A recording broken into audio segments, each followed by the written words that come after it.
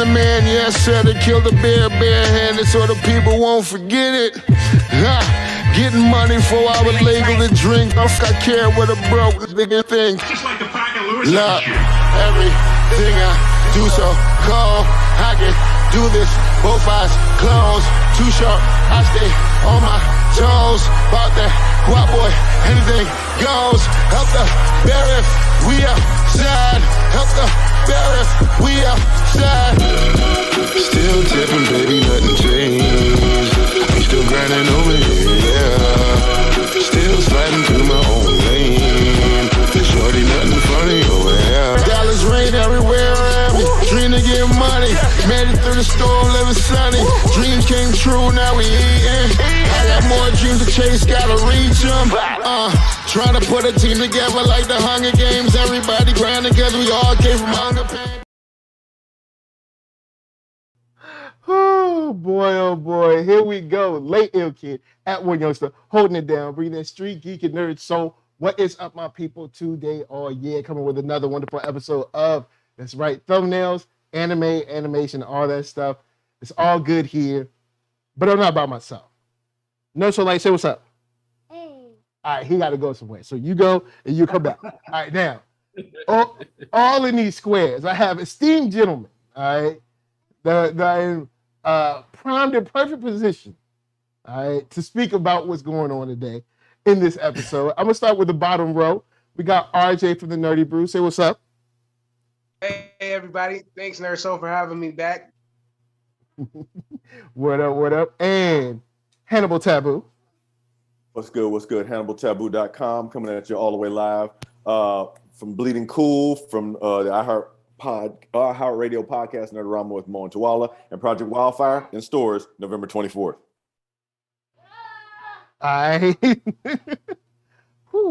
And right over here, Solar Gray. Hey, how's it going? This is Solar Gray, the cinematic sorcerer, coming at you from the Wizard's Tower. Join me as we talk about all things geeky and out group at twitch.tv/BID_P or at Solar Gray right here on YouTube. And thanks for having me, Mike. I appreciate it. Hey, man, it's always good to have the brothers come together and the coalition. You know what I'm saying? Last up, but not least, Coalition. Yeah. Jason Reeves, 133 Art. What's up? Hey, what's happening, man? Thanks for having me. So we're here to talk about the What If episode. What if Killmonger saved Tony Stark? All right, and I was like, I'm interested in what they're going to do with Killmonger, because as far as we know, he's dead. Even though I don't think him he's super dead. strength for one. I don't think he's dead, because if someone doesn't die on screen, if I don't see them go into a grave, this is comics. I'm just saying, I need to see you go into the grave, people cry and stuff, and then I'm like, all right, cool, they did. And then sometimes when that happens, they still might not be you dead. You can hit the roadie with that kind of thinking, all right? That's all I'm going to say. Even in that case, Variants they might not be the dead. chat. Variants have entered the chat. So, this episode, it was a what if. You see Killmonger come through. He saves Tony. It seems like, oh snap, he's saving Tony. Everything seems all good. He's rising up the corporate ladder, being like the next rep for the security, DOJ liaison kind of guy. But we find out that he is not there to help out Tony. He is there to continue the plan that he was working on in the Black Panther movie, to be able to set our people free. You know what I'm saying? That's what I'm saying. Set our people free. So collectivizing our power. You know what I'm saying? So can I say I love your cadence on this? I'm just waiting for us to be like, well. So with that said, I'm gonna start around the horn. I'm gonna start with RJ. And then throw it to the rest of y'all. How are you feeling about this episode in general? After you finished watching it, how'd you feel?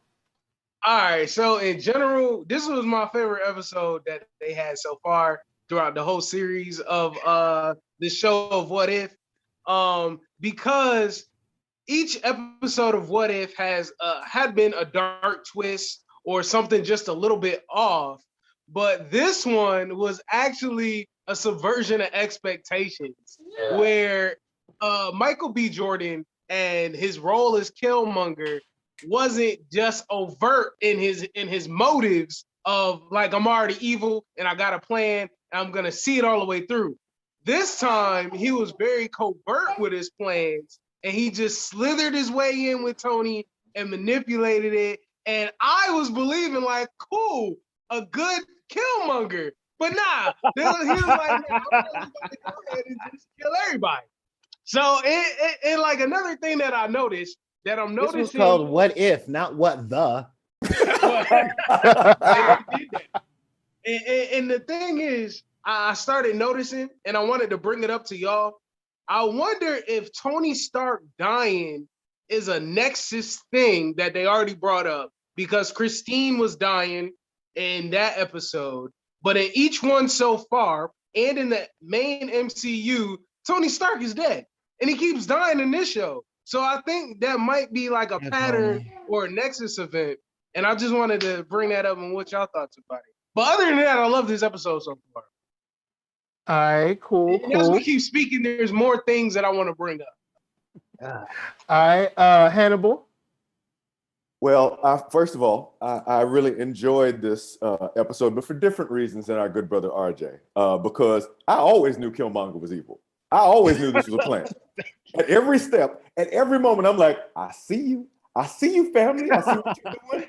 And I know you, Eddie. I know you. You know what I'm talking about. I know you, Eddie. So for me, I'm watching this like, all right, cool. Somebody put up a meme on Twitter and said Killmonger every 5 seconds, and there was a button that said change teams. And that's really what he was doing. Because he was willing and able to step into any role to say whatever anybody needed to hear to get what he needed to do done. And while I appreciate the rhetoric that he put forth that came from his father, Killmonger wasn't about freeing nobody. Killmonger is an agent of destruction. He always has. That's what he was built to be by the hate within him. And he fooled his uncle. He fooled his auntie. He fooled his cousin. He fooled Tony Stark. He fooled Thunderbolt Ross. He fooled everybody. And at the end of it, came out smelling like a rose with a heart-shaped herb, stunting on everybody. So I'm in favor of that. I'm a big fan. It's not my favorite. It's my second favorite because I do enjoy the Star-Lord episode a lot. But I really enjoyed a lot of stuff here. And I have an answer to why Shuri had to do what she did that I'll save for a little bit later. Over to the next person. Thank you. Okay. Let's roll on to the brother Jason Reeves. How you feeling about this episode? It's my favorite episode so far. I think I'm only 50-50 with the episodes of What If in general. Like, I like the first one. Star-Lord one was decent. But this one is like my favorite one. The other ones I ain't like at all. But I thought this one was dope. I mean, I'm a Killmonger dude though, you know? Like, anytime you like, I'm gonna send vibranium to the hood, stopping bullets and spearing, you know, whatever. Stopping cops from doing whatever, I'm with that. Like, I'm totally with that. So he would have tricked he would trick me too. Right? He'd been like, I'm sending vibranium to the hood. I'd be like, I'm with you, dog. I love that this episode made Killmonger the smartest dude in the Marvel universe. Always bet on black. Always bet on black. You know what I'm saying? That's all we trying to say. Always bet on black. Now, straight with that said, on over to Solar Gray. Get comfortable. Did I like this episode? Number one, I was 80-20 on this episode. Okay. I'll start off with the stuff that kind of made me go, Now, 80 bad or 80 good? Huh? 80 bad? 80 good. 80 good, 20 okay. bad. All right. That 20 bad. Giving Killmonger super strength at the beginning of the episode kind of bugged me. Okay, if y'all don't know what I'm talking about, I know how much a bomb weighs. Yeah, I mean, you don't one-handed throw ammunition far enough away to not do any damage to throw up. But you know what? It's a comic book. All right, fine. Yo, he's all right? strong. All right. I get. But Wait, Schwarzenegger ain't power that and hate. strong. Just Okay. accept it. He's strong. Okay, it's more that, bro. Those things miniaturized weigh technology. about as much as a 250cc engine block for a Honda Rebel. All right, so you're not going to be one-handing that thing away from Tony Stark. It should have been a scarred up and a cocky smear. But we're talking about comic books, so that's about all the realism I'm going to go with. All right. I'm on the same page with Hannibal on the, oh no, I know you, Eddie. I know you. There's no universe where Killmonger's a good. I know. No, I want half. I want half, Eric. I want half. You know? For you youngsters out there, I'm quoting Eddie Murphy when he was funny. Anyway, personal attack. Oh, you saying he wasn't funny back then? No, I'm just saying the new Coming to America was funny.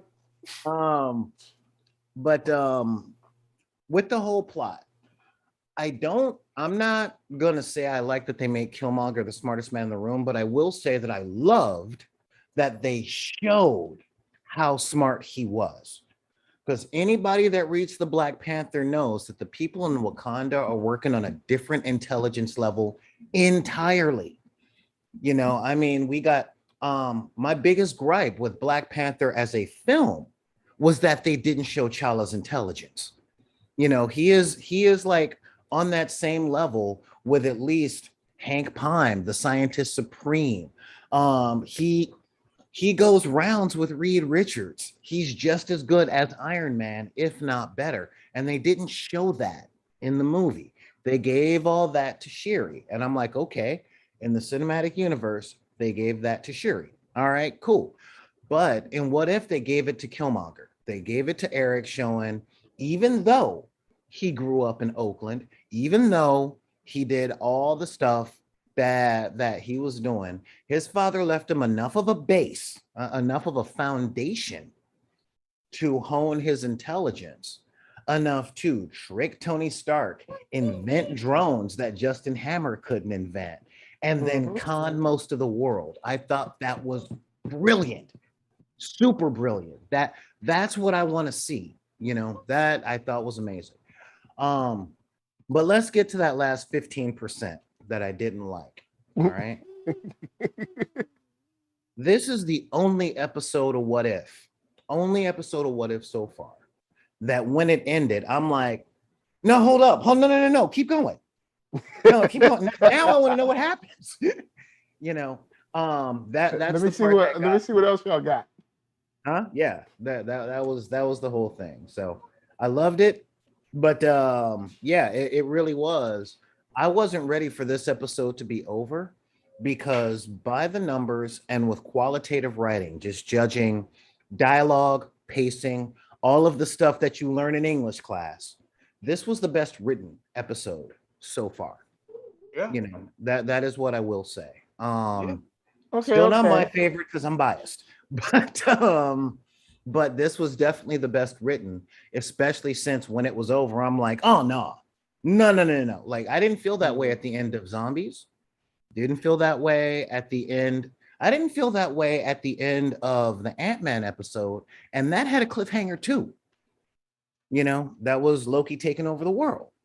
But with this one, I'm like, oh no. I want to like, where are we going now? Like, are we getting a Riri? What's Pepper and Shuri doing? And where's Happy? Where the hell is Happy? What I didn't like. Blam. Yeah. And the last thing I didn't like, the very last thing I didn't like was, all right, we having a Black-centric episode. That's nice. Why can't we let Rhodey live? Like, can we leave Rhodey alone? You know, seriously, like it's one thing to fool him and all that stuff, but nope. Every time Rhodey Rhodes is on screen in Marvel at this point, he's either getting left behind, crippled, or killed. Just killed. So those were my issues. Those were my issues. Now, sidekick. All right, so I watched this episode, And the whole time I was like, is he good? Nah, I don't know if he's good. Then when we go to Africa, I was like, nah, bro, I was like, but am I mad about it? Can't say that I am. I was like, can't say that I am, y'all. I was like, when the show ended, I was like, whoa, no, let's finish this. Let's look. Hey, look, you know what I'm saying? The revolution will not be televised, all right? Like now, personally on the inside, you know what I'm saying? I would love to see, you know, that vibranium, you know what I'm saying, get in the hands of the revolutionists out there, of the freedom fighters out there, you know what I'm saying? Those folks that's out in the streets, you know what I'm saying, just asking to be left alone so they can mind their business, so they can raise their kids, you know what I'm saying, build their communities. All right, that's all I'm saying. And it was nice for just a moment. Now I did see Marvel. I saw y'all trying to be like, oh no, Killmonger, you wrong. I'm like, So said who? You know what? Every story I got from my grandparents and great grandparents, I don't know how wrong he is. All right, let's just be real. All right, on up to now. So then I was like, oh cool. Let me see what's going on in the streets. And I saw a lot of people in the streets like, yo, I don't know how I feel about this. Killmonger, he's wrong. And what I hear you saying is Tony Stark is making billions of dollars, but Watcher's on the moon. Killmonger comes in and gets some science, but Watcher's on the moon. Watcher's on the moon. Are you Gil Scott Haraning us right now? Is that what's happening? So I go Scott Haran right here. So I go to the homie Ruben Warren up on Twitter, and he says Malcolm X by any means necessary. Y'all, yeah, he was a real one. Then Killmonger does anything necessary, and y'all, that's not right. He's a monster. You can't do that. It's like, look, man, hey, either you down or you down. All right?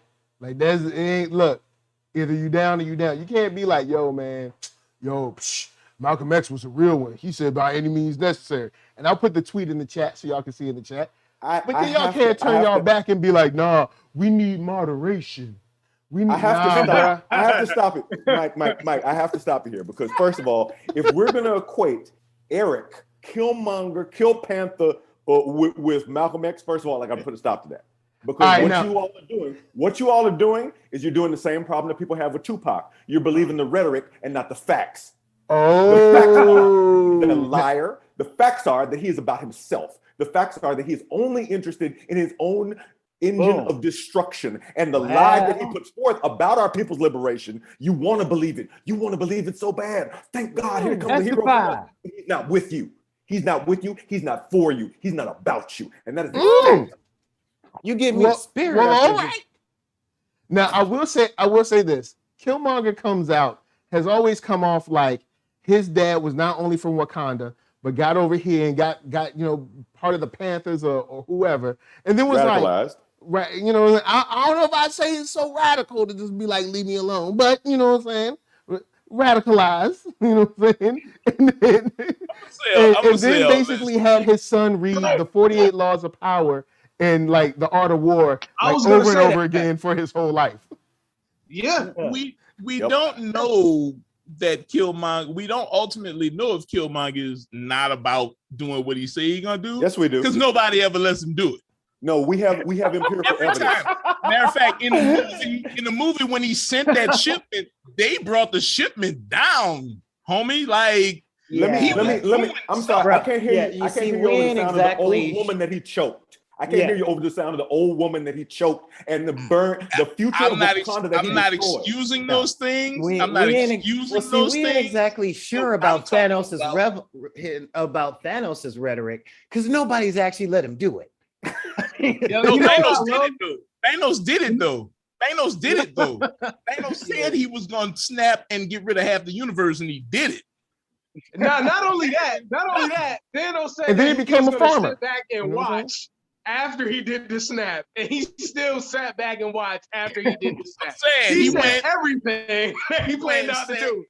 He found him a I'm farm sorry, planet. man. You know him. He had him a little hut, and he sat down All right, like. now look, Remember, I'm gonna keep it real like this. When in the movie, in the live action movie, when he said, "How you think your people got it?" I ain't going front. From that moment, I was like, "I'll lend an ear. What you got to say?" What you got to say? Continue, because I ain't you going front. had my I do think it's interest. Now you very have my interesting. attention. I do Look. think it's very interesting where some people's adventures and crusades are so shiny and pristine, and then some people's acts are, oh, we don't talk about that. That's Okay, a black look, stain on history. I guess I belong in a tree in a cat suit, because let's seriously look at this thematically and literarily.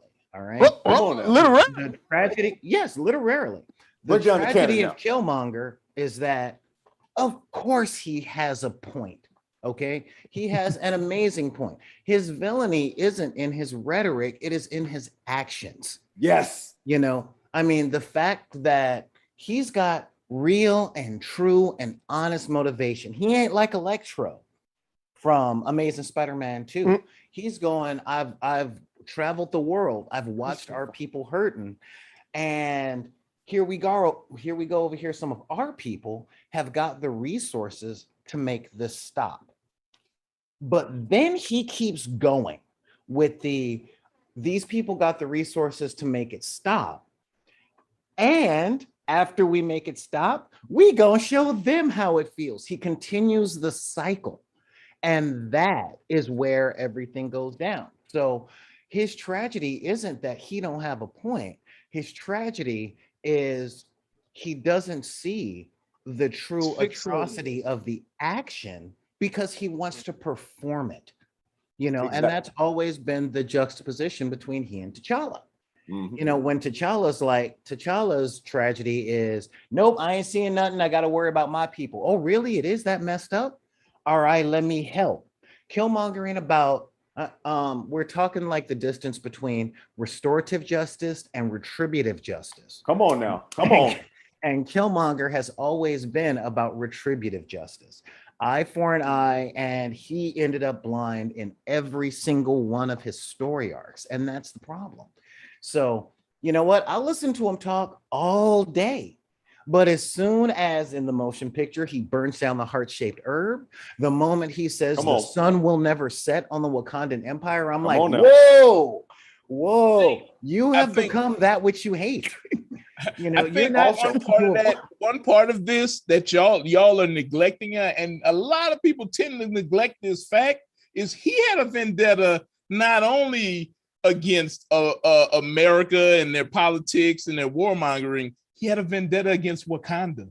That's why he's in there eating up Wakandans, because he hates them for killing his dad and taking away his birthright from him. So he came to conquer Wakanda. So to say that he ain't gonna do he ain't gonna do the Black liberation thing because he's evil is not all the way true. Because he had a vendetta against these people. These people were, in his mind, Wakandans are his enemies. Their resources are a boon to him, but them as a people are people who turn their backs on him and people like him. So y'all neglecting that whole thing with this. On the contrary, I'm not neglecting it. I'm using your point as backup for what I'm saying, because his vendetta against Wakanda is the reason why he cannot have a Pan-Africanism. The vendetta against Wakanda is exactly the same. As Solar said, he does not have a restorative mindset.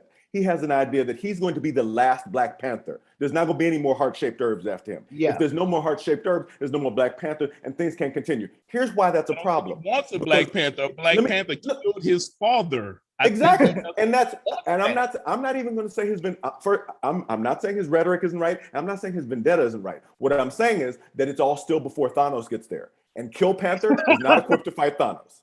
Kill Panther. Hey, you know what's crazy?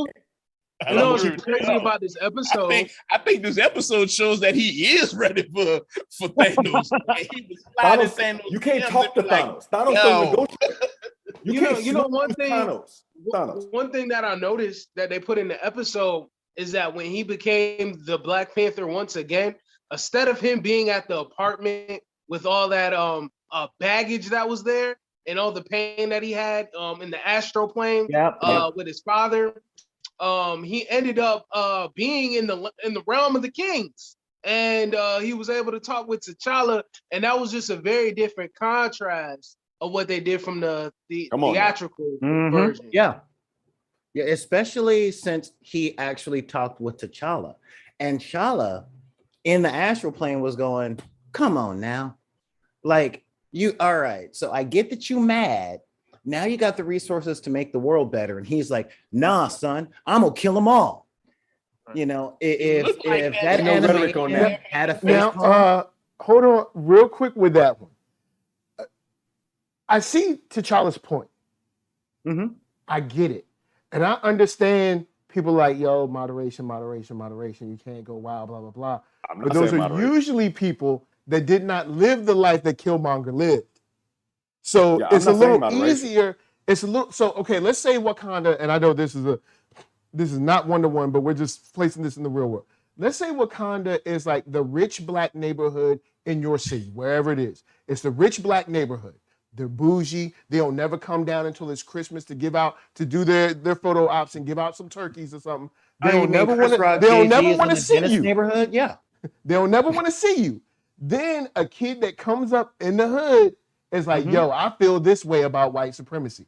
And they're like, oh no, you got to be much more moderate. Of course, their position would be, let's be moderate. They've been chilling. Well, but the dude in the dirt has been like, nah, bro. No, hold up. As a brother, get it out the mud, son. Let me as somebody that grew up in the hood and has taken a bullet and grew up doing all that stuff, I ain't talking about moderation. Exactly. I'm talking about stopping the cycle. You know, I'm not just against white supremacy. I'm against supremacy and replacing white supremacy with black people acting the same way just toward people that don't look like me. All that does is continue the Machiavellian cycle. So if Killmonger wins, Machiavelli though? Yeah, that whole you have to kill the whole family or their children will grow up to have revenge on you. So if Killmonger wins, there's going to be some Josh Steinbecker growing up in Omaha, Missouri, that's going to be the next Ozymandias after him. And round the revolution goes. Yes. Okay. And all it leads is to, it's not a matter of ending misery and making the world better for everyone, restorative. It's just about who gets their turn to be an asshole. Sure.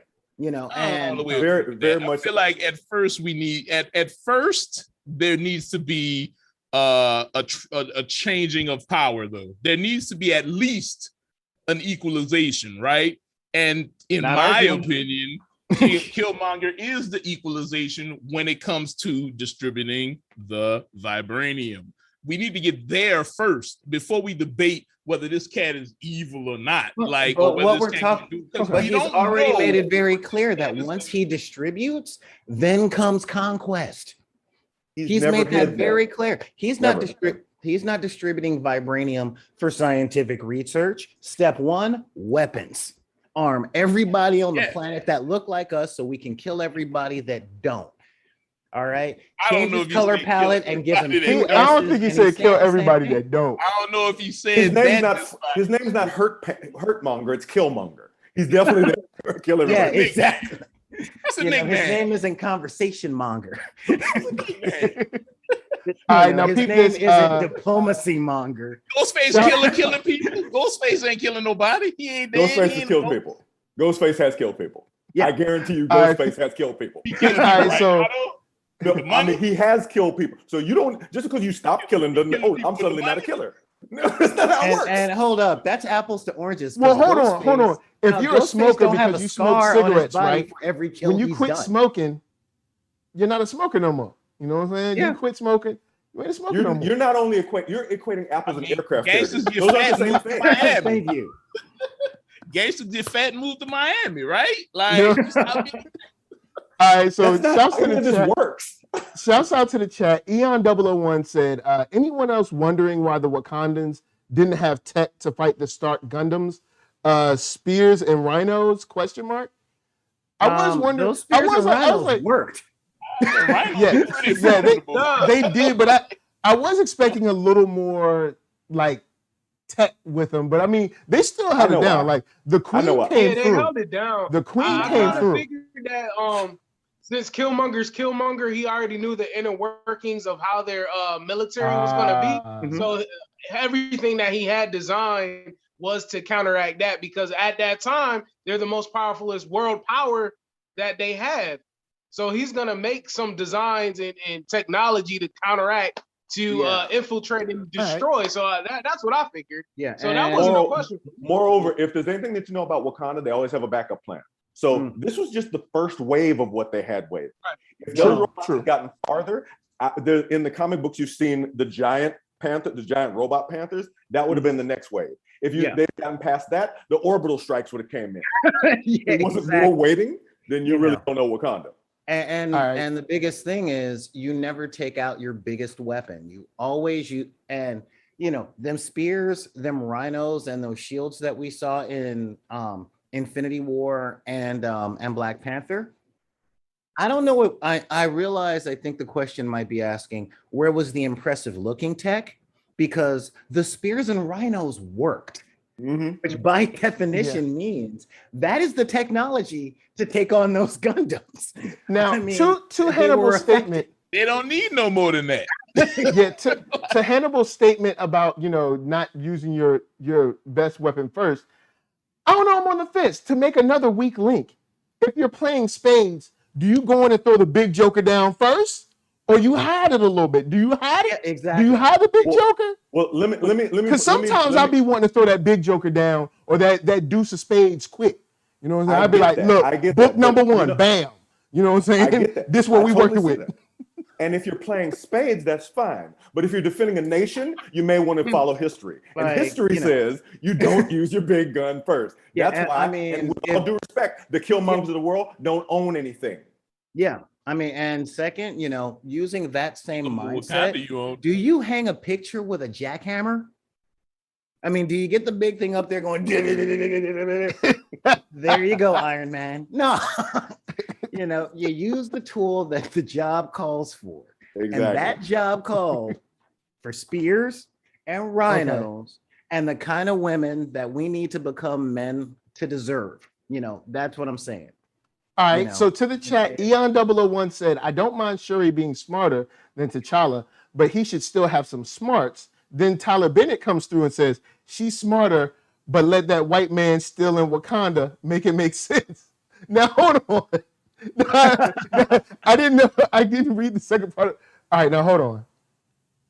The dude did get shot, but I mean, at the same time, T'Challa brought him. T'Challa brought him. You know what I'm saying? T'Challa did bring him. So, the dude got shot. It was kind of like a split-second decision. You know what I'm saying? I guess, look, I don't like the fact that someone else was involved in the liberation at the end of the movie either. It's a small thing, all right? We've all dealt with it. It's washed over us. Let's let it go. I know I don't like it neither. I would have loved another Wakandan, like a young Wakandan written in earlier in the movie that maybe kicked it with Shuri every now and then, like doing, I don't know, intern stuff, was able to get in there and use the ship or something. And then I would have loved that, but we have let it go. We have let it go. The movie is like 2-3 years old now. We have let it go. The movie has been made. Only 3 years ago? Was it 19 or 18? When did it was 18? 2018. That feels like 70 but years speaking ago. about that, just to talk about another Marvel movie, just for a second, I'll land my plane quick. In Shang-Chi, they did not insert analog white man. They didn't. They just allowed the cast to be the cast. I think, I don't know, Trevor Slattery maybe? Trevor Slattery. Razor Fist. Razor Fist. I don't know, but he wasn't, he had to get along in that with Razor Fist. But he wasn't really like, I'm tagging along now because I'm supposed to be here. He just happened to be in the situation. Because every single group of color is looked at as equally. There aren't tiers. Right. But quick thing to the chat. I'm getting real scared. I don't know if Tyler Bennett's going to come after me with a switch or an extension cord at this point. Because he is not liking what I got to say. Yeah. But yeah, so no, I mean, I'm definitely with all that. On this episode, okay, I thought that it was very, very good, okay, that though Killmonger was the smartest dude in the room, okay, that it was paced very well. You know, we got to see that he had multiple manipulations and we saw each of them play out, you know, layer upon layer. So kind of like Aquafina would say, it's multifaceted. No, we're not doing that. No. It's multifaceted and layered. No, Michael. Yo. Ooh, that interview was funny. Anyway. She was like, oh, I wasn't prepared for this one. You know, but anyway. Did publicists take the week off this week? Like they must have. Is it publicist week? Like, yeah, they just took a break. Oh no. All on like a cruise together.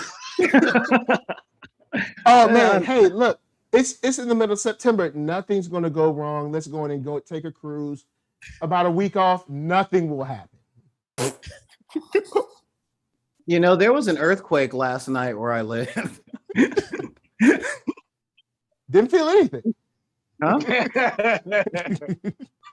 My story. You know.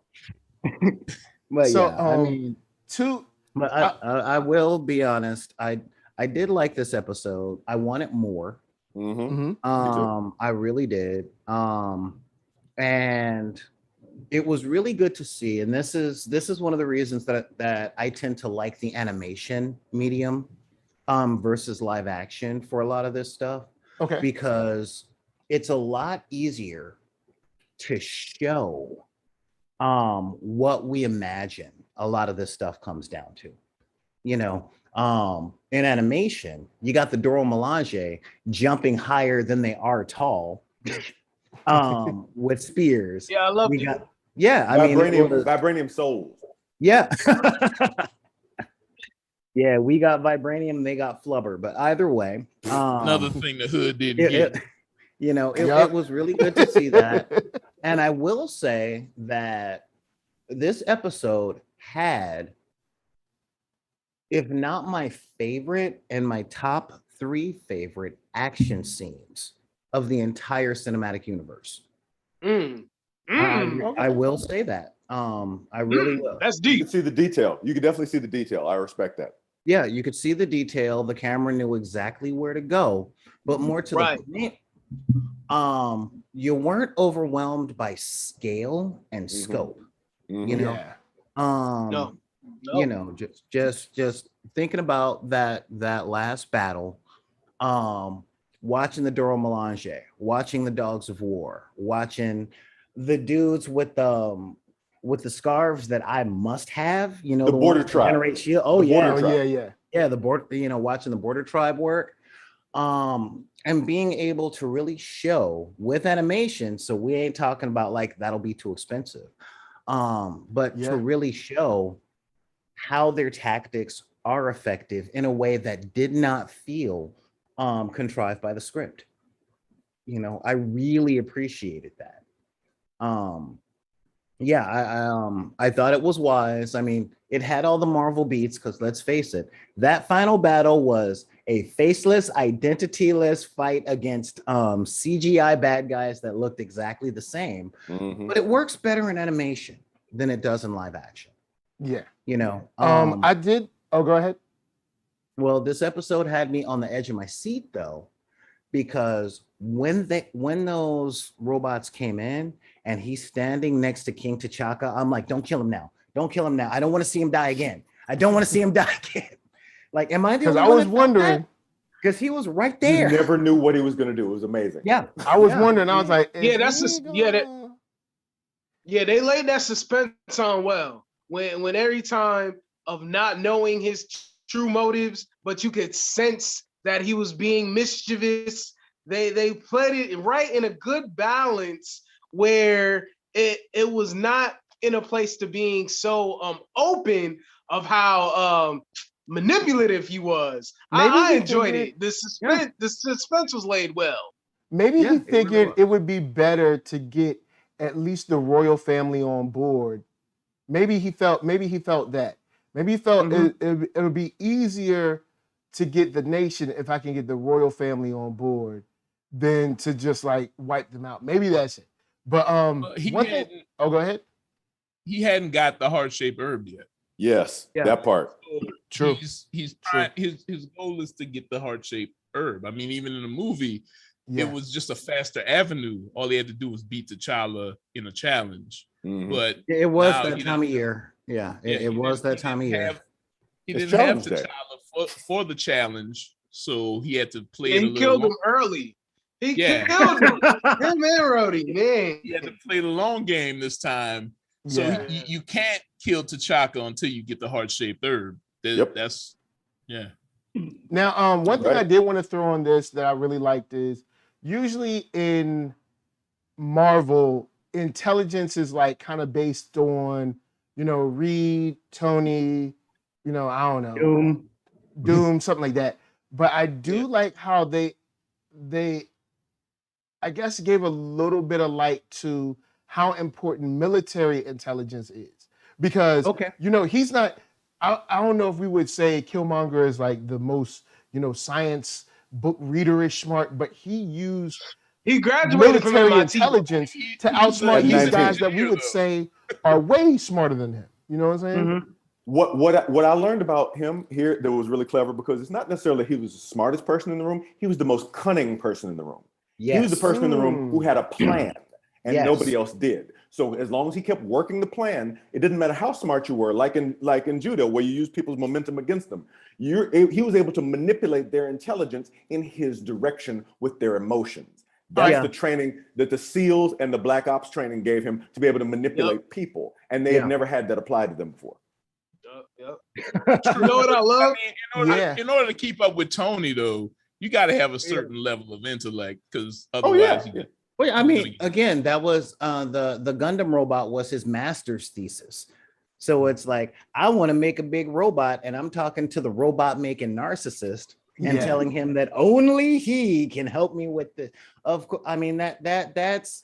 And then the way he passed it off as like, this is something I was working on, never could get it to work. It takes more than cunning to get through MIT, though.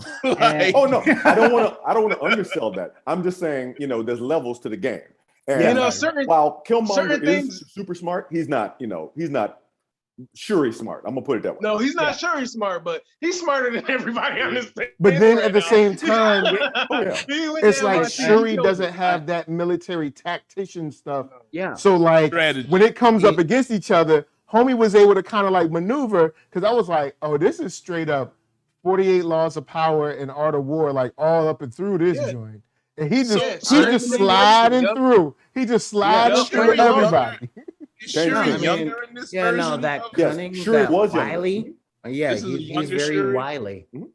What was that? One thing that I love about all his plan and machinations that he had, like the whole Iron Man situation got wrapped up totally. There was no Iron Man. He got rid of Obadiah super quick. Yeah. Obadiah, he made him in a cage with a bunch of scraps. Like none of that happened. and then aired him out on the internet. And he was bumbling over his words. He was like, but no, that's not how it went down, Tony. That's not, he's lying. It was like, no, he got out of there. Like he manipulated all of that. It was great.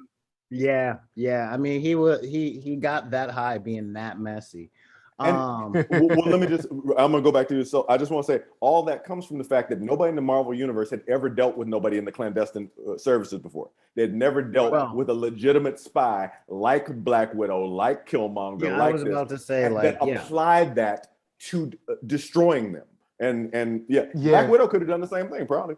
Yeah, no, honestly, the Killmonger that we were given in this particular what if, again, I really liked. I really, really liked. He became my favorite villain in the MCU in this episode of What If. That is until Doom gets there. Because he was pulling Doctor Doom level stuff. I mean, oh no, wait. He did in the show with his own kingdom that no one can find. Well, what about Kang though? What about Kang though? I've never been a big Kang fan. I never really have been. And you know, I grew up watching classic Doctor Who, so I have like a certain level of where I like time travel writing. So now, but Kang is black in the running. We was Kangs. We was Kangs. Yeah, oh no, don't get me wrong. We was Kangs. He could be in the running now because he's about to get a different universe reboot, you know. So, you know, again, that joke was specifically for Jason. I did that just so Jason would have that reaction. You know, I mean, the number one spot is a very malleable thing, and there's room at the top. Don't get me wrong, but you know, again, the Kang that we saw at the end of Loki, you know, the apple eating smiley guy, I liked him, but I think this Killmonger might have given him a run for his money. You know, on one dimension, maybe on three, I don't know. That's a question. That is a question, and that is one of those debates that time and release of material will tell. But I very much like Mastermind. That's an important part. What you said is an important point. If I really believe, given Michael B. Jordan's really love for the character and a lot of the passion for it, and the way that Loki came back, we will see the Kill Panther variant again. I believe that will make a cameo at least at some point. Yeah, and I'll go in and voice my disdain once again, since we're talking about Wakanda and Black Panther and Killmonger. I do think we need to recast T'Challa. I know. No, sure, I agree. No, here's why. No, here's why. I agree. It's not a disrespectful thing. It's not a disrespectful thing to Chadwick. It's not at all. It's that our heroes. It's interesting when it comes to our heroes. Oh well, you got one person. That's it. No more. It's like hold on. Why is it when it's our heroes we got to stop immediately? There's been how many Supermen, how many Batmen, how many Jokers, Spider-Man. How many Wonder Women. It feels like a happy accident. Like now, like it feels like they were trying to we got to be respectful. We don't want these black people to revolt, but at the same time, we still want to make their money. But at the same time, we don't really care. In truth, I think there's a better business argument for this. There's a better business argument because when Robert Downey Jr. got to a certain point in his contract, he says, if you guys don't pay everybody else equally, I'm going to screw you and stop working on these movies because I'm the biggest name and I will screw you. So Marvel said, wait a minute, we can't let these actors get too big. We can't let these actors get too stunting. So they started the process of being able to replace. Okay, we got a new Captain America, or we got a new this, or we're rolling in Captain Marvel. Oh, so with the reason why not to recast Chadwick has nothing to do with respect and everything to do with business. That if you get used to, in the same way the Doctor Who fans have gotten used to regenerating and rolling in a new character, then when you see the new Black Panther, when you see the third generation Black Panther, when you see the fourth generation, because this is a generational struggle. There have been Panthers from time immemorial. And once you do that, then you start to think, oh, great, I don't have to pay these inflated salaries to an actor on their 19th movie. But you don't have to do all those story gymnastics if you just recast them. Well, in all honesty, I think that's 4 generations. We just recast every 3 movies. Now, I mean, you're not going to recast everybody every 3 movies. That's more work than it's worth. Hannibal does have a good point from a business point of view, but from a cultural and a front-loaded money point of view, T'Challa is too important a character to tell no more stories on. Okay, specifically T'Challa. It was just look at the history. It was T'Challa that took on the Klan, T'Challa that made contact with the Fantastic Four, T'Challa that went to war with Doom, T'Challa that went to war with Atlantis. T'Challa lost those last 2. I'm just gonna put it out there. He lost those last 2. Well, Doom he stole lost the whole freaking battle. vibranium mound, and Wakanda got flooded. Yeah, but he became the king of the dead. T'Challa seems like then he got power over the underworld. Destroy anybody that opposes him. You know, in a so warlike way.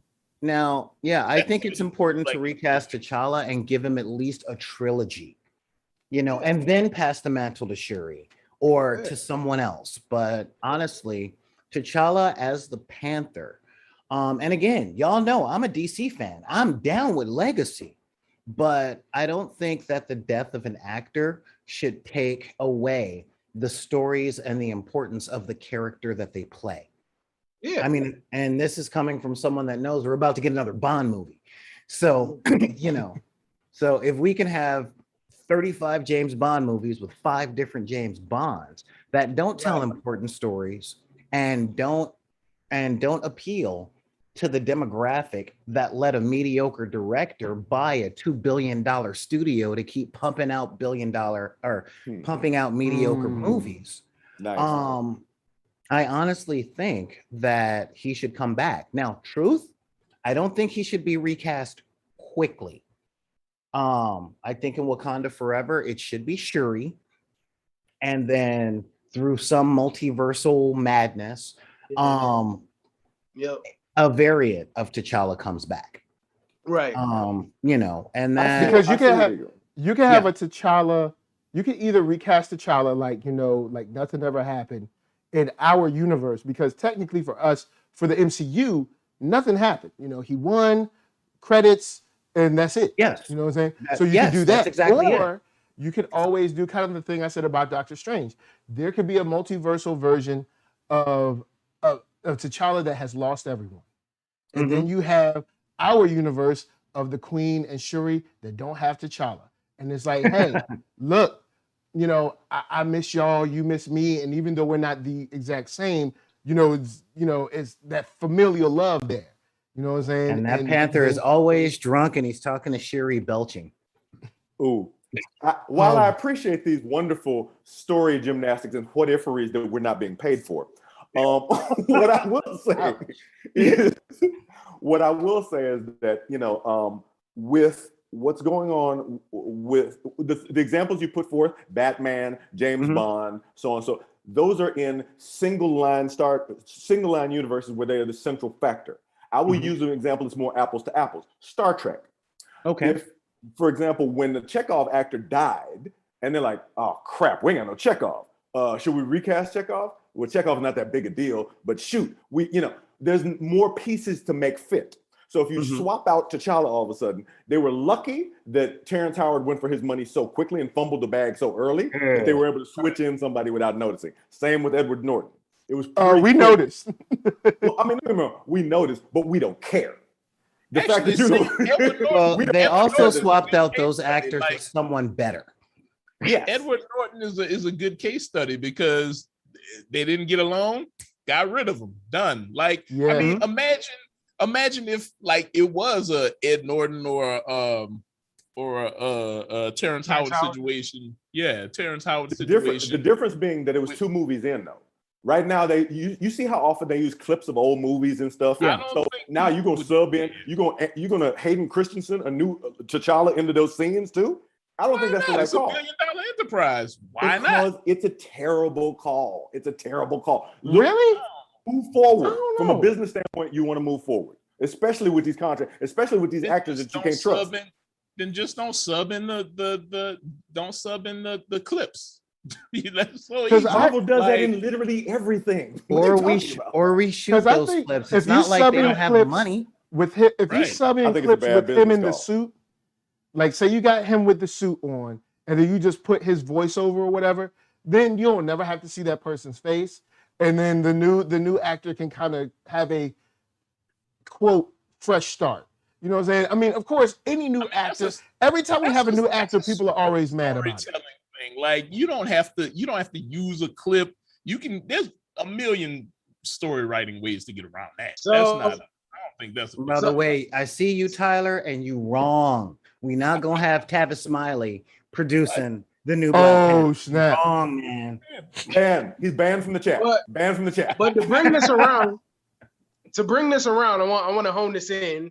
Is one, I do think Aldous Hodge would be a great replacement for. I always love Aldous Hodge, so I'm down with that one.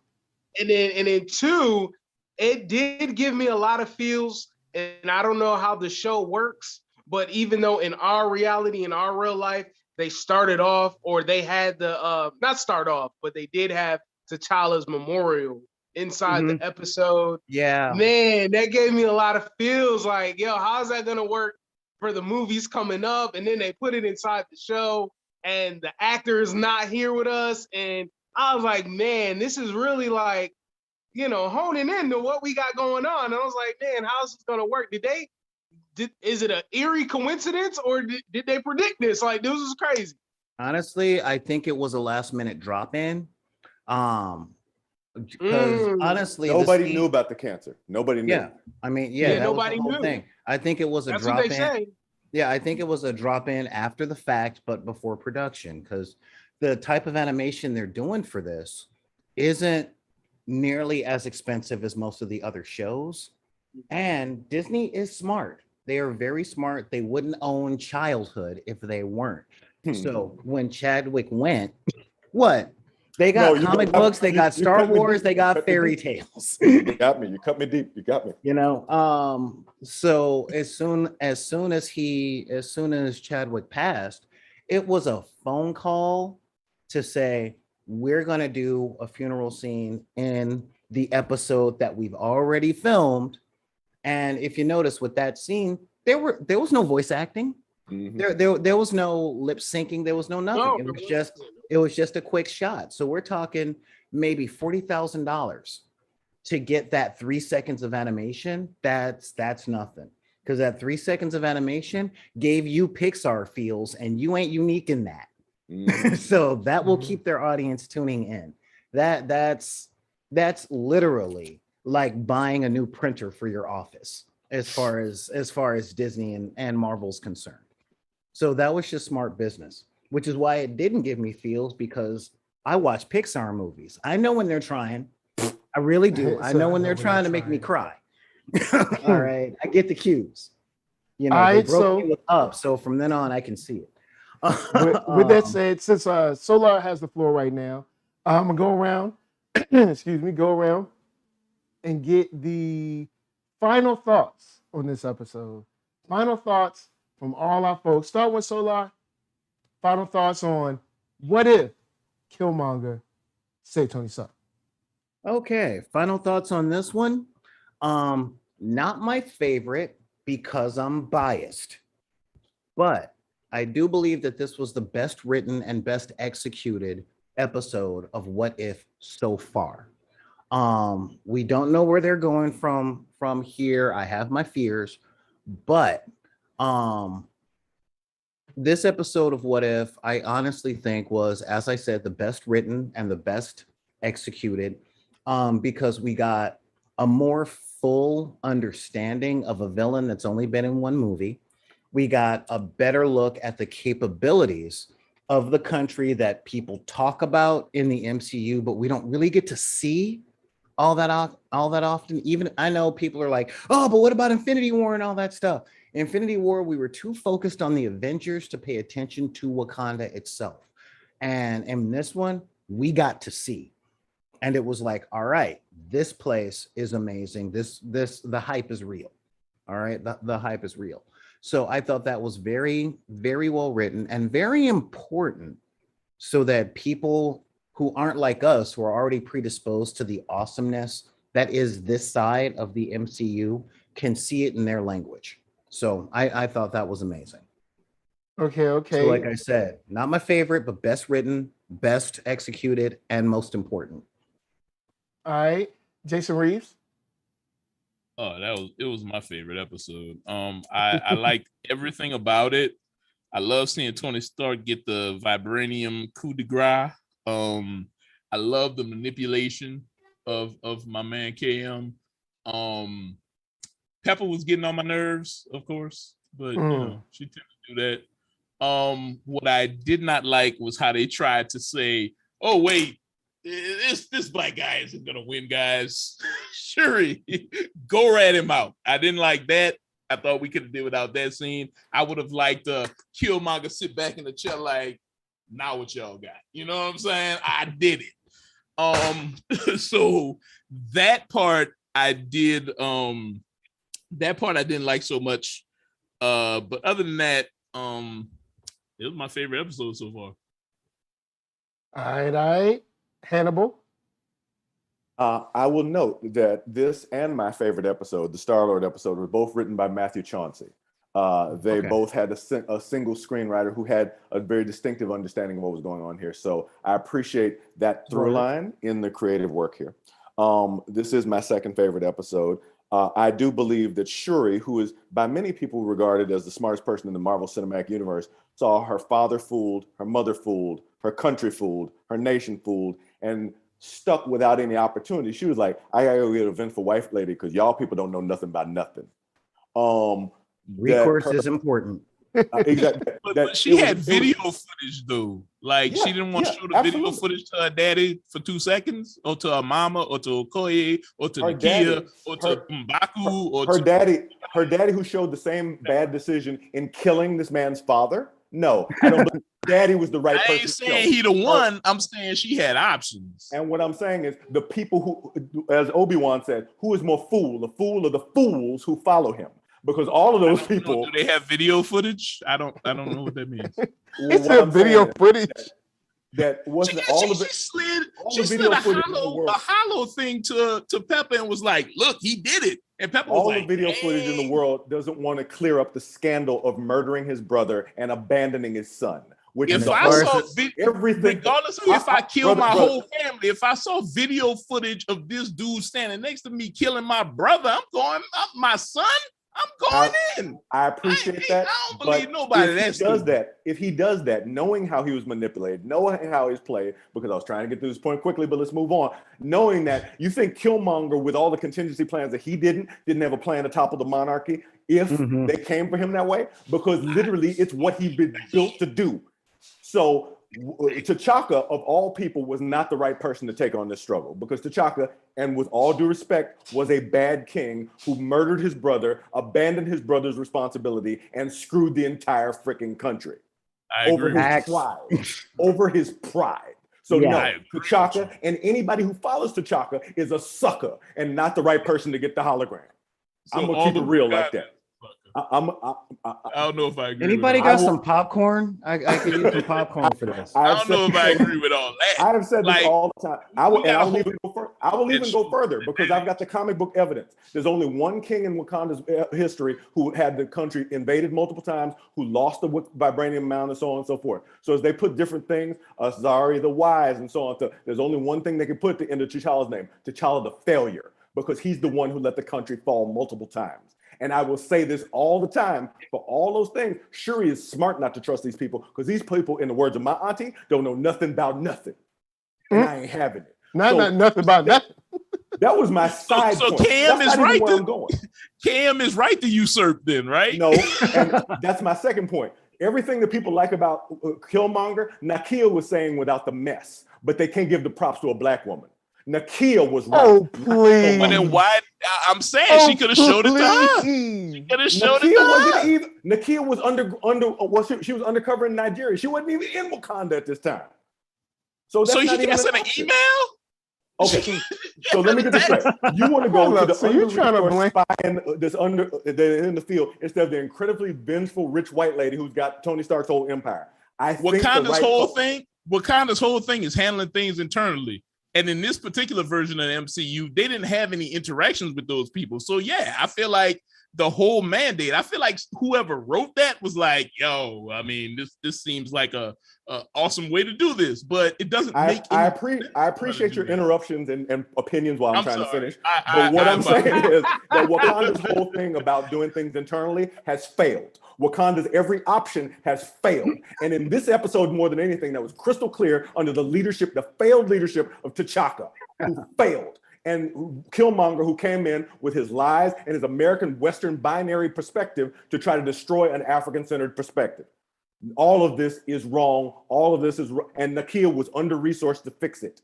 She was under-resourced and not the right call, which brings me back to my next thing that I was going through. Thank you. Now that I've gone through those two things, that with all of these things in mind, the continuing heroism that people try to ascribe to the toxic masculinity of Killmonger, to the toxic masculinity of Tupac, to the toxic masculinity of a lot of really foolhardy and really flawed icons, is one of the reasons why we're having so many challenges moving forward as a community, as evidenced through the things that we like, Scarface, and so on forth down the line. Thank you for the time. That was loaded. And Good luck RJ, following that, bro. RJ, Take that, final Tupac. thoughts? Yeah. Solar brought out some points about the writing and the direction of the episode, and I feel I have the same sentiments. Especially speaking about the animation, and when it came to the choreography and the fluidity of how Killmonger was moving when it was time for him to go into action, I loved it. For me, as I said earlier when we started it, I really was thinking that we were gonna get a hero Killmonger and not a villainous Killmonger. So I was really like taken back by the turn, but I enjoyed the turn, how it was able to be played out and shown through these each little bits of his manipulation. Loved it. I also love that it was earlier in the timeline. So even though we saw that he was he got the name Killmonger, but his scars weren't as infinite as they were in the 2018 movie. I did like Pepper being the only person to be suspicious of him. I thought that was a good look, that there was someone out there that wasn't just believing the hype. This episode had a lot of good going for itself, and I think it was the best one out of What If. And I want to watch the episode again, because and all the other ones for me don't have rewatchability. It was one done. I know what happens, and as I said before, it was melancholy, and it didn't have me further invested to keep watching. This one episode wants me to watch the episode again. So this episode was fantastic. I give it a nerdy brew grade of a 9 out of 8. All right. So Yeah, this was definitely a full house. This was definitely a full house episode.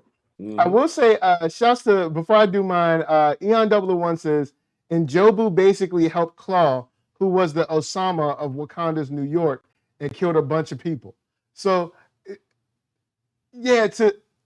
I guess he's got to die, sort of, or maybe you bring him back to, face his crime. Thank you. Thank you. But someone like that, you can't really let someone like that live. Oh, Mike, I just want to say this. Or maybe you let them live, but they got to be under like the illest security jail. Like they got to be under. Killmonger killed him.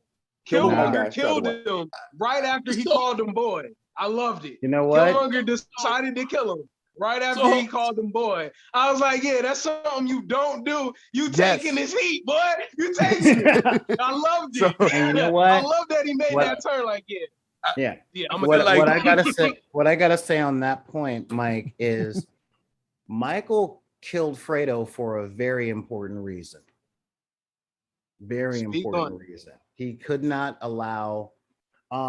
There's an old saying when it comes to dating: if they'll cheat with you, they'll cheat on you. And the level of ideological based offense that he did by, one, robbing Wakanda, and two, exposing Wakanda's existence to anywhere else.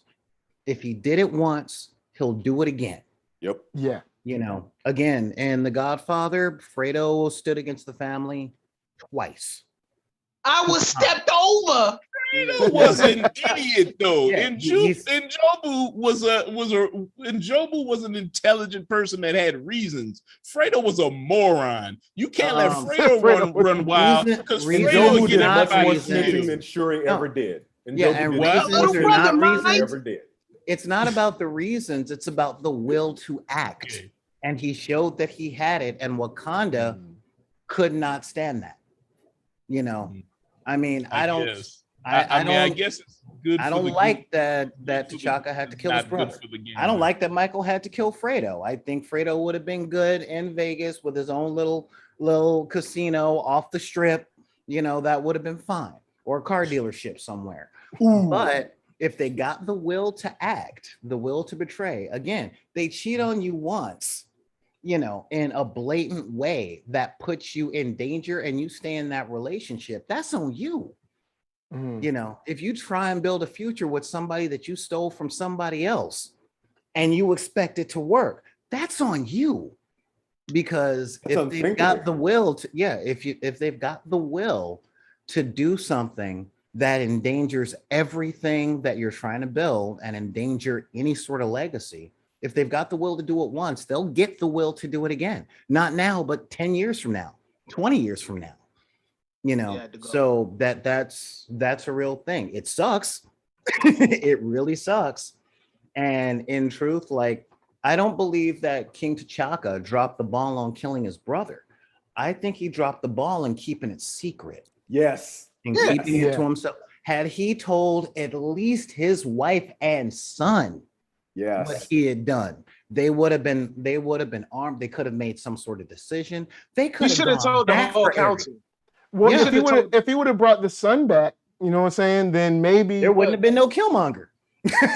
At least there wouldn't have been a Killmonger. I mean, now we're talking a real what if episode. Chillmonger. I love it. Yeah, because Michael B. Jordan and Wakanda just getting high. I see it now. So here's the thing. I feel like the arguments jump back and forth between when kings do king stuff and then when Killmonger does things, it's like evil. But when like other people do things, it's kind of like oh well, they had to do it within the the parameters of the story. And that's what I was going to say, Jason. When it comes to, I said they're all bad. When it comes to Killmonger, and I know Hannibal said toxic masculinity of Killmonger, but inside the world of these military movements and spy stuff, is it any more or less toxic than like what Black Widow is doing or Nick Fury is doing or some king is doing? Is he not just on the level with everyone else that's making their with scope? Do you think I'm caping for Black Widow? Black Widow's bad too. No, I'm not caping for her. I'm saying everybody's doing underhanded, sneaky dealings to control something. And here's what I say to all of it: Nah. My line comes with scope. All right, that's all. Scope and scale. All right, so I'm really addressing this because I feel the hypocritic finger being pointed at me. Just to make clear that I'm not a hypocrite, it's scale and scope. All right, T'Chaka killed his brother to prevent to prevent Wakanda being exposed to the world. Killmonger is talking genocide, so we're talking one person who's doing one thing to one person and another person who's talking about killing millions.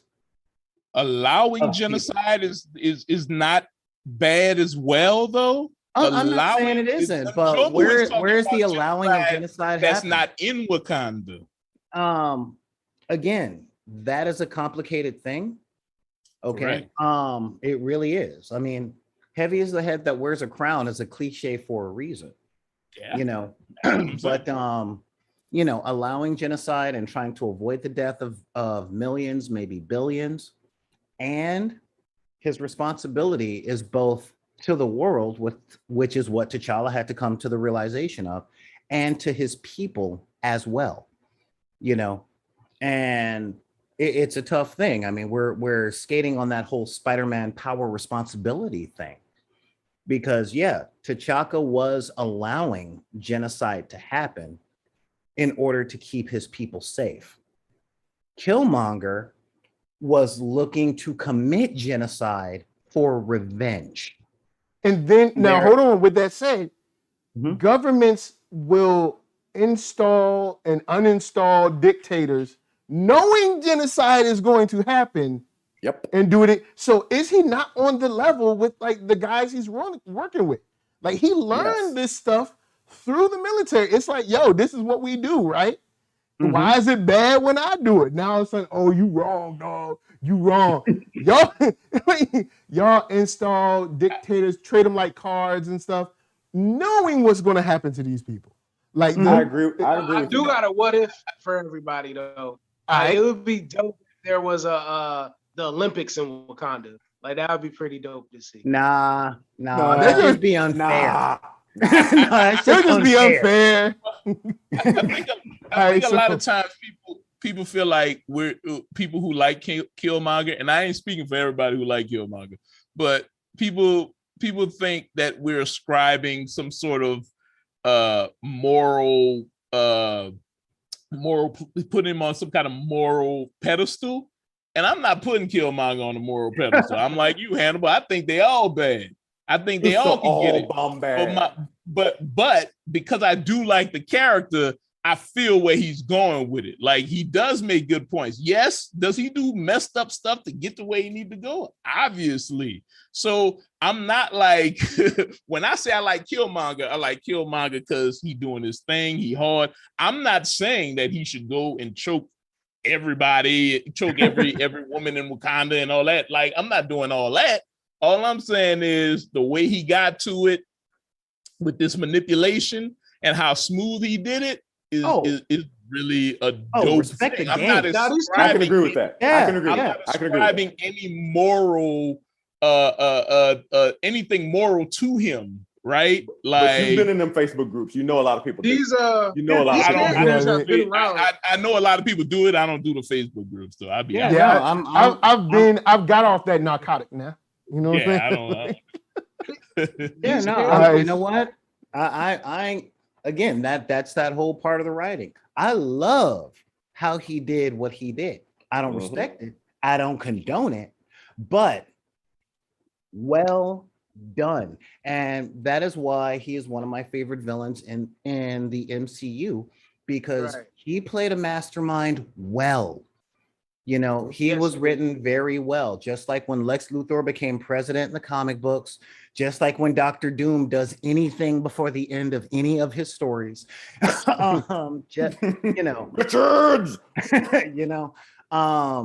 it's watching that rise, watching all of those machinations fall in place, watching Kingpin season 3 of Daredevil. You know, that was done so well and it was so respected. And again, loved watching every second of it. But I can still look at it with a critical eye going, if only the good guys played like this, we would live in a better world type of thing. That's all I'm saying.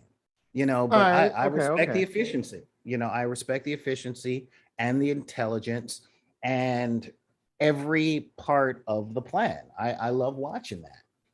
You know, but like one thing I want to bring out about Killmonger, and these characters have been around for decades, right? And we see him, and we're talking about his basis of his train of thought of his anger and his revenge and his acts of genocide. It's nothing more than the same as Magneto from X2. It was the same plan of trying to wipe out a whole group of people. And it was just on a different way. And it's just the only thing that's different between these two people is their skin tone. But their whole basis and their motive is very much so genocide. Yeah, because Magneto been on that Killmonger for a long time. Long time. Homie went to the moon. Homie had an island. Homie did, I can't think of a team up between those two. And there should be one. Right. You know, hey, look, keep it, because they're gonna try to steal it. Next week, a new writer has been hired for. You're right. Yo, Marvel and Cardi B to the Marvel Studios. Where my money? And send you a $5,000 check. And an invite to the premiere. Oh man! So before we get out of here, I guess I'll start with Hannibal. Tell them where they can find you. You know what I'm saying? So they can pick up some glorious books. Yes, sir. On social media, you can look for @HANNI, B as in bounce AL, T as in tough, A, B as in bounce U. That's Facebook, Instagram, Twitter, Tumblr, MySpace, plurk, the napkin in your auntie's purse, and everywhere that you want to be. Please look for subversive adventure fiction every False Flag Friday on operative.net. That's False Flag, free with illustrations by DeMar Douglas. And in November 24th, you'll see Project Wildfire in comic book stores everywhere. The window to pre-order is closing. Ask your retailers now for Project Wildfire #1 from Second Sight Publishing. Thank you for listening. Yeah, and RJ, where can they find you? Hey, you can find me on my Instagram at RJNerdyBrew315, and you can find me here on YouTube at The Nerdy Brew, where I talk TV, movies, and everything in between while drinking a cup of coffee. And new videos are on the way, so check me out there. And we're climbing up there on the YouTube world, and trying to build a community. And I hope that you can sit down and have a cup of coffee with me while we talk the mundane of nerdy things. Thank you. Over to Jason Reeves. Jason Reeves, 133art.com is the hub. We also distribute comics on bigdistro.com. So that's where we at. That's right. Get some of them books. You know what I'm saying? Yeah. Reading is books. fundamental. All right. Yeah. And over to Solar Gray. Hey, I'm Solar Gray, the Cinematic Sorcerer, and you can find me at drop me an email with questions and comments and all that stuff at backinthedeck@gmail.com. That's BACKINTHEDECK @gmail.com. You can also find me at twitch.tv/BID_P. You can find me here on YouTube under Solar Gray, or look for Back in the Deck or BidP.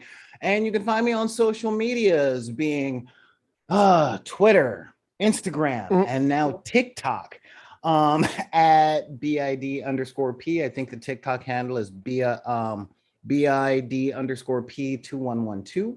And stick around. If I can do a real quick plug, Mike. Go ahead.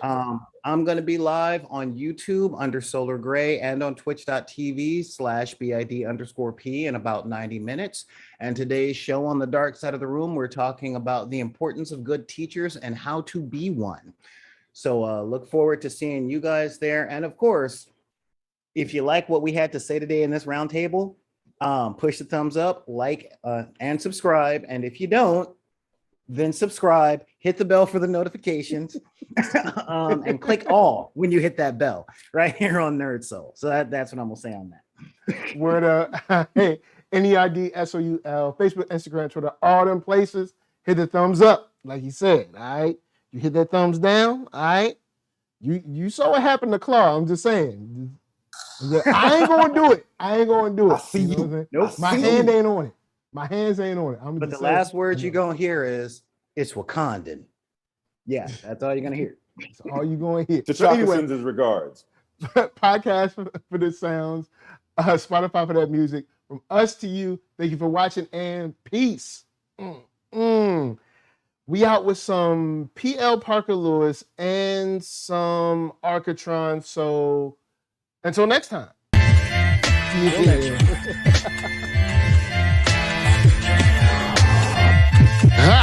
I'm the man, yes sir, that killed a bear barehanded so the people won't forget it. Getting money for our legal to drink. I care what a broke nigga think. Just like the Parker Lewis. Look, everything I do so cold. I can do this, both eyes closed. Too short, I stay on my toes. About that guap boy, anything goes. Help the bear if we outside. Help the bear if we outside. Still tipping, baby, nothing changed. I'm still grinding over here, yeah. Still sliding through my own lane. Shorty, nothing funny over here. Dollars rain everywhere around me. Dream to get money. Made it through the storm, living sunny.